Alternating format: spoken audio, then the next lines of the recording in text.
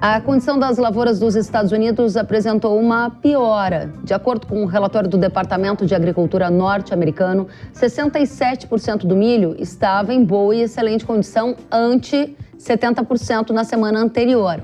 Já para a soja, 65% das lavouras estavam em boas e excelentes condições, contra 68% na semana passada. Apesar desse recuo, a situação das lavouras por lá ainda é melhor do que no mesmo período do ano passado.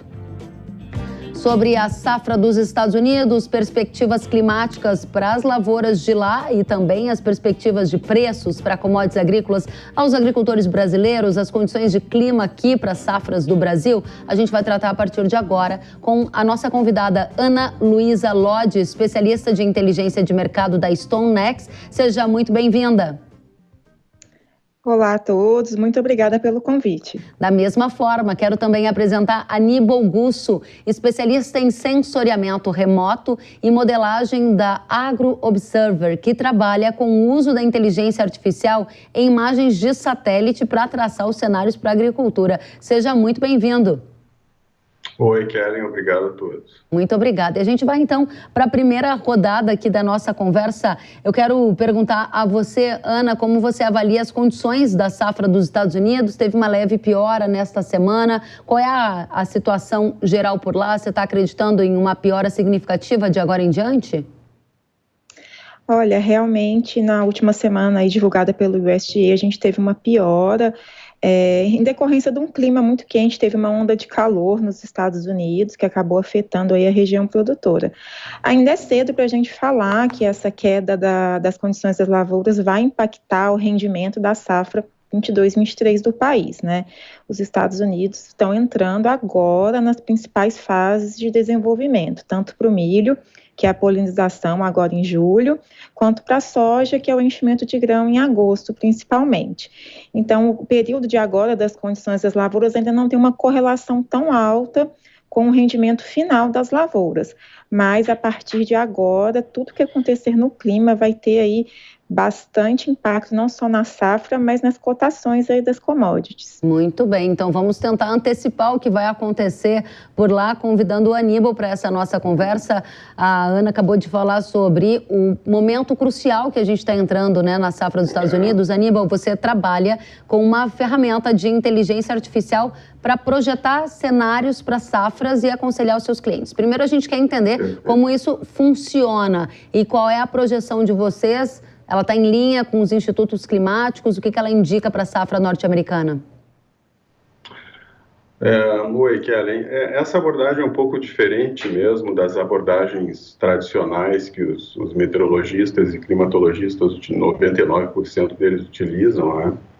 É uma abordagem que considera um acervo de dados de chuva e de temperatura e um mecanismo de computacional analisa os dados mais recentes de chuva e temperatura, todos obtidos por imagem de satélite, e compara com o acervo de dados. A partir daí, ele reconstrói cenários de médio e curto prazo, né? Tá entre 15 até 3 meses, 4 meses para frente.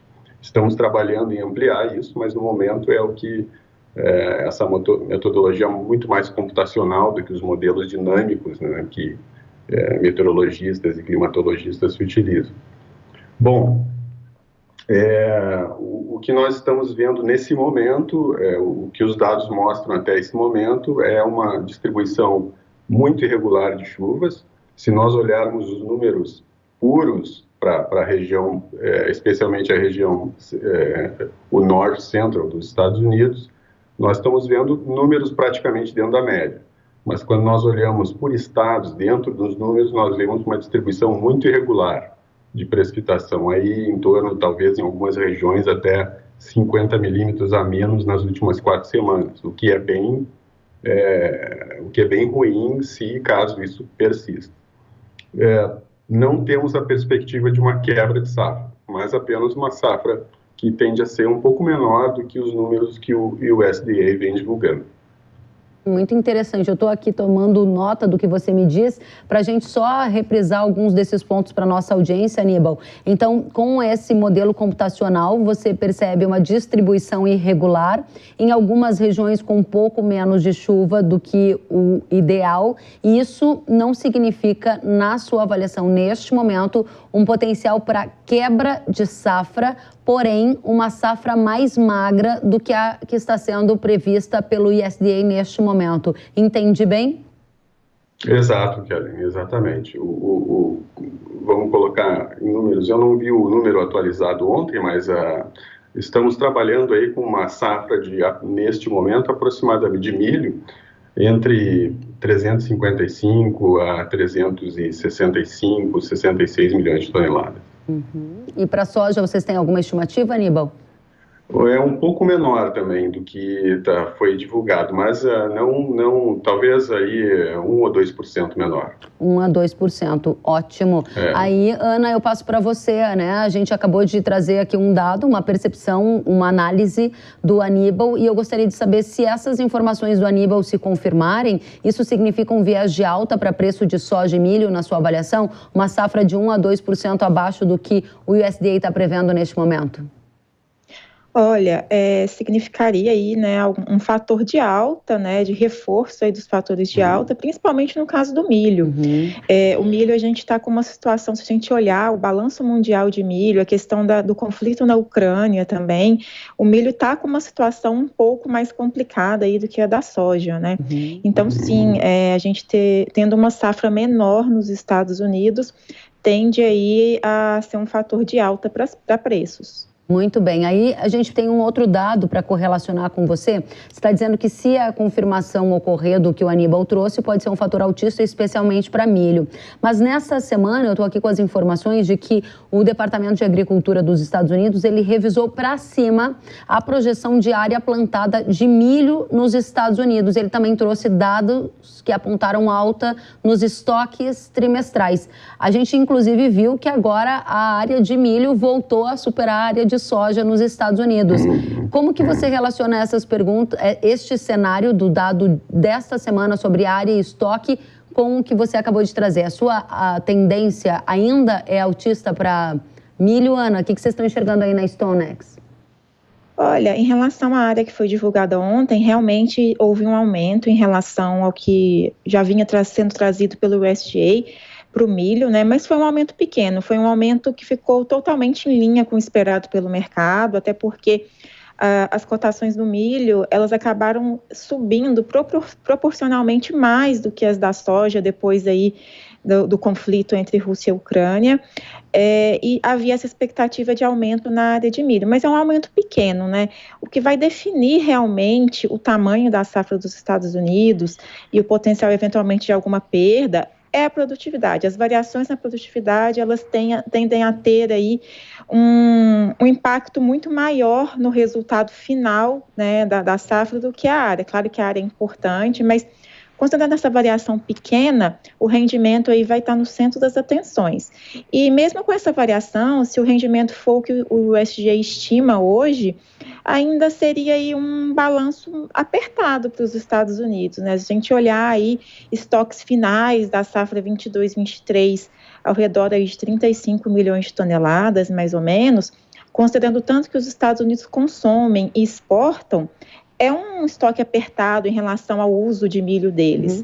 Então, realmente, aí a gente tem que acompanhar não só a oferta, né, no caso agora a safra americana, mas também questões de demanda que estão bastante no foco também. Muito importante. Para eu fechar esse ponto e depois voltar para o Aníbal, por que você acha que o mercado reagiu com uma queda tão forte para o milho na Bolsa de Chicago? Na semana, a gente viu, logo depois da divulgação do relatório do USDA, o milho fechando com queda de 4% na quinta-feira. Por quê?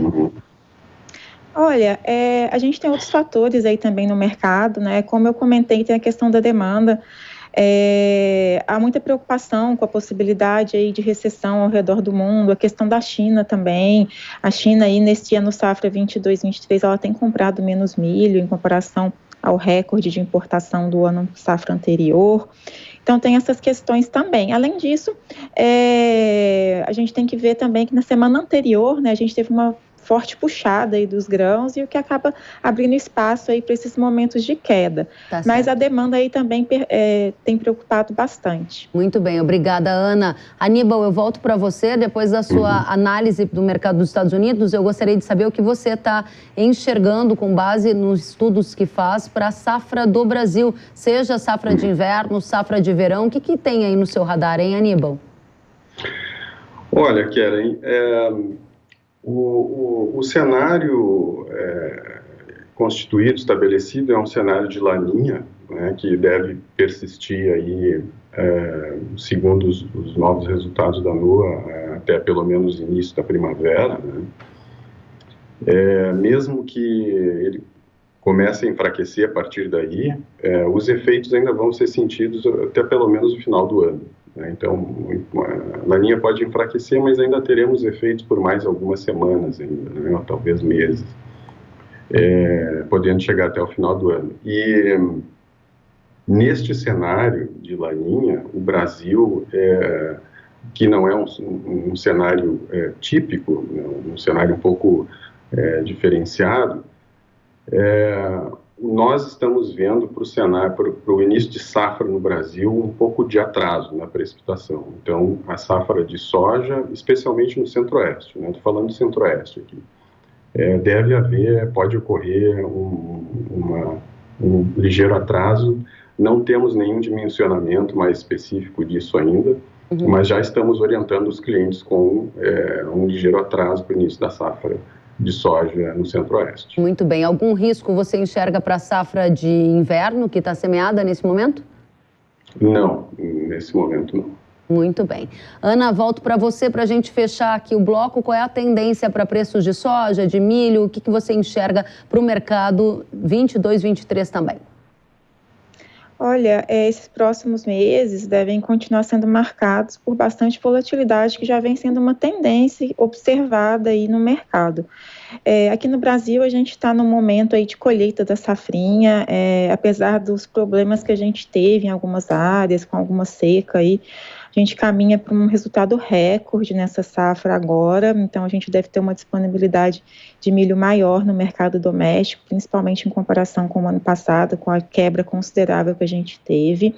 Mas, ao mesmo tempo, as perspectivas para a demanda são bastante positivas, né? As exportações de milho devem ganhar força nesse próximo semestre que começa hoje, e inclusive a gente pode ver aí, o mercado está aguardando os próximos passos com a questão chinesa, né, depois do protocolo fitossanitário para as exportações de milho.